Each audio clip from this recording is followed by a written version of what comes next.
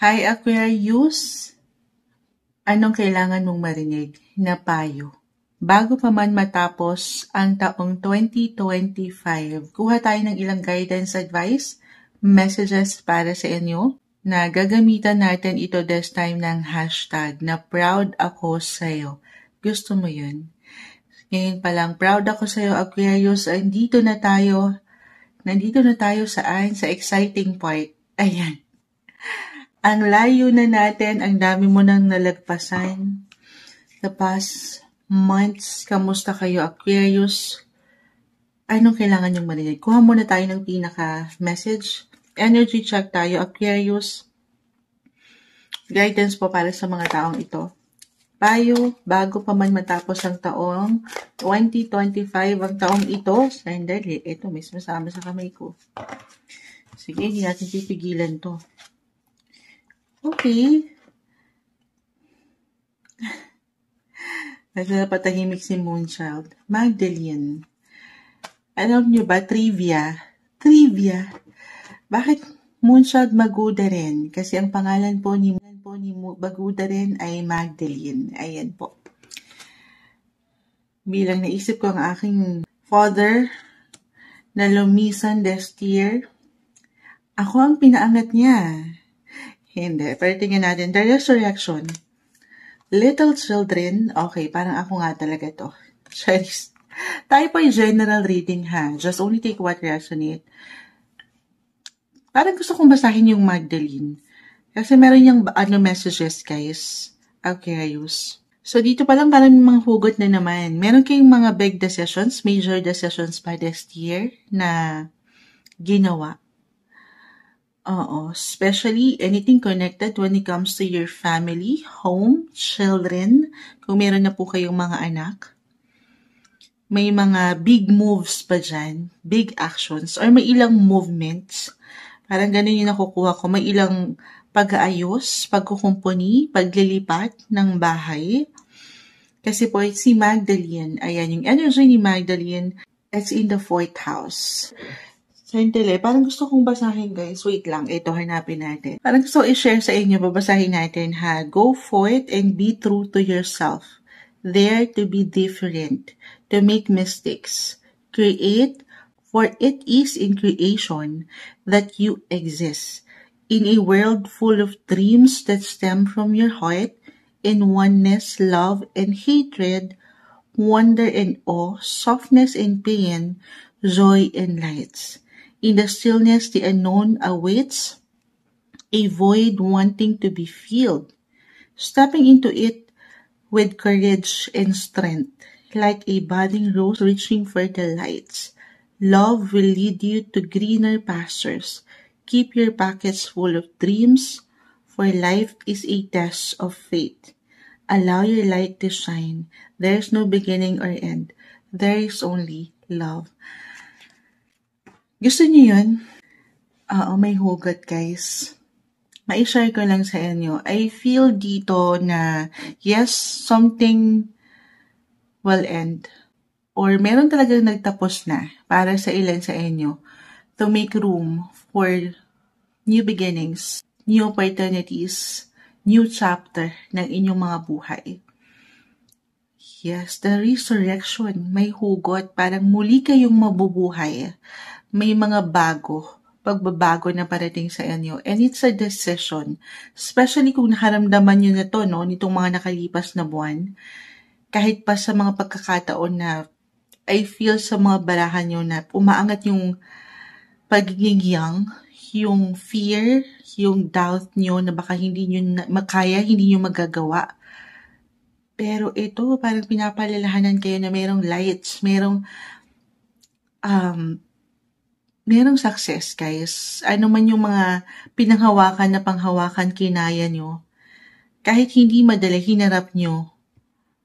Baka mag-apply yan sa na-mention ko. Hindi kailangan hugutan, pero sa mas practical, yung mga actions na ginawa nyo, decisions this year, na hindi naging madali, na parang nakakatakot pa nga.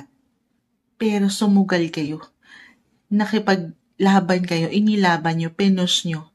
Kasi andyan yung puso nyo eh. Meron kayong reason, meron kayong pangarap. at merong liwanag po dyan. Proud ako sa'yo kasi hindi ka nagpatalo doon sa fear or ilang negative thoughts thinking na baka hindi mo kaya. Kasi kinaya mo. Andito ka. Okay? Buhay na buhay. Muling pagkabuhay, the resurrection. May mga pagbabago. Okay? Sige, dyan pa lang, clarify natin, Aquarius. Bago pa man matapos ang taong 2025, anong kailangan mong marinig? Bakit dito yung nagsibagsakan para sa mga Aquarius? Guidance po. Okay. Message. Aquarius. Page of Wands. Pages. Umangat talaga yung little children. Yung pagiging young, free-spirited nyo. Limitless. Walang hanggan. Muling pagkabuhay.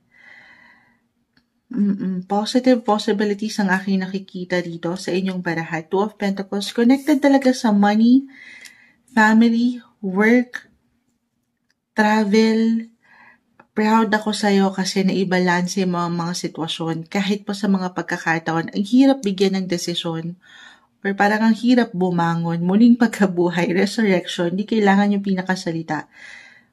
Proud ako sa'yo kasi parang na-heal. For some of you, maybe this is a message na unti-unti nahi-heal mo, napapahilo mo yung iyong inner child.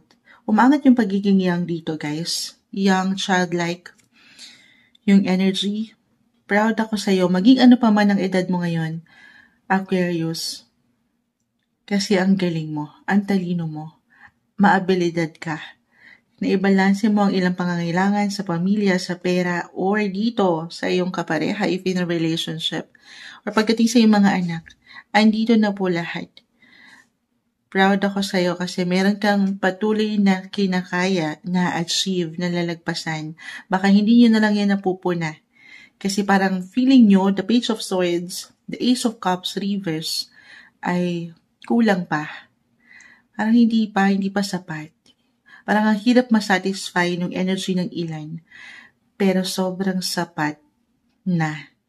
Kahit na feeling nyo rin ay malayo pa, Moonshot, parang hindi naman. Pero malayo ka na rin, Aquarius. Oo.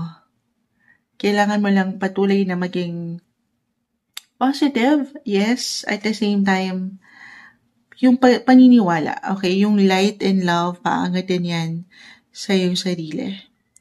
Yung willingness na kahit paminsan may pakiramdam na parang may kulang, ay tuloy-tuloy lang ang laban sa bataan. Hindi. Ito na nga magtatapos na ang taon. Hindi mo pa man yan ma-realize sa iyong sarili.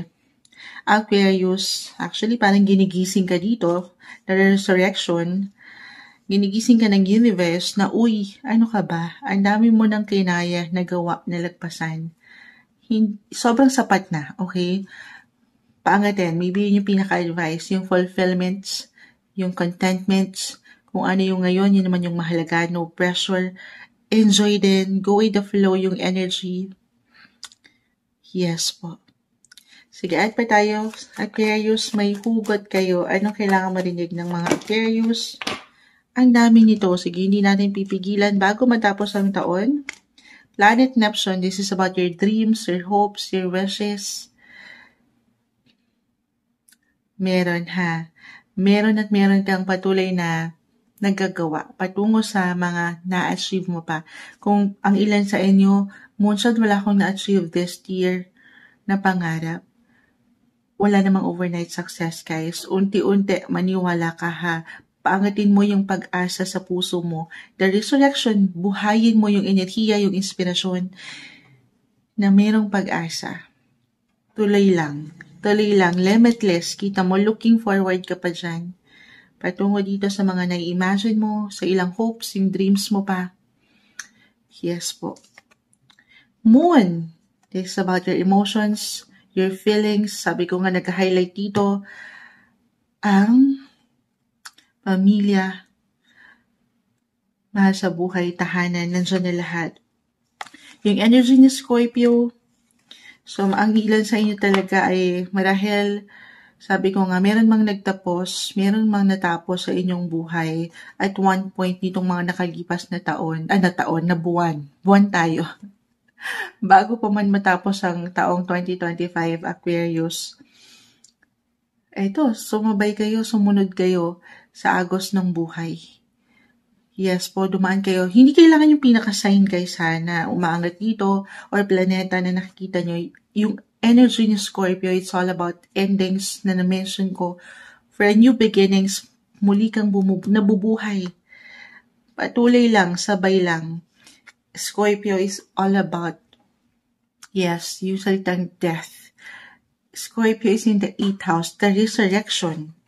Muli kayong nabubuhay guys. O ito yung pinaka-advice, yung payo na iniiwan sa'yo bago pa man matapos ang taong ito, Aquarius. Buhayin mo yung enerhiya. Okay?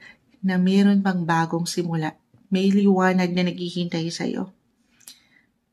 Yes po. Transitions, transformations, may ilang changes. Pero yan ay may kaliwanagan at the end of the day. Patungo ka dun. Huwag mo lang bibitawan yung mga nais mo pang makita. Umagat yung pagiging young nyo, parang bumabata yung enerhiya. Huwag kayong magpapalamon sa ilang negativity kasi the moon is here, halo-halong emosyon na si the moon. Pero ito kasi ito yung nag-appear, isang indikasyon na ito yung mga kinaya nyo, nalagpasan nyo, hindi kayo nagpatalo. Bago pa man matapos ang taon, ang iniiwanan ka ng barahan na proud ako sa'yo kasi kahit na napagod ang ilan, na ibalanse ang ilang praktikal na desisyon, aksyon na kailangan gawin, pamilya, tahanan, pera. Proud ako sa'yo kasi andito pa rin yung enerhiya or paniniwala na may magagandang posibilidad. I feel na ngayon pa lang may mga new chapter, new beginnings para sa inyo. Nabubuhay yung enerhiya nyo, muling pagkabuhay. Oo. Ayan ang umaangat na may hugot pa. Always follow your heart, guys. So, Aquarius, lumalakas ang inyong mga pakiramdam. The moon, yung energy ni Neptune, Scorpio. Listen, always listen to your intuition. Follow your heart kasi yun yung magdadala sa'yo sa higit na liwanag at tagumpay. Ito yung umaangat na guidance, advice, messages para sa inyo bago pa man matapos ang taong ito, 2025, Aquarius.